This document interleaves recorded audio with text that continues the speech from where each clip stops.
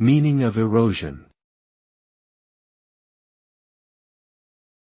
Erosion. Erosion. Erosion. Erosion. Erosion refers to the gradual wearing away or destruction of a material or substance due to natural forces such as wind, water, or ice. As a result of erosion, the affected material becomes thinner and is eventually broken down into smaller pieces that are carried away by the forces causing the erosion.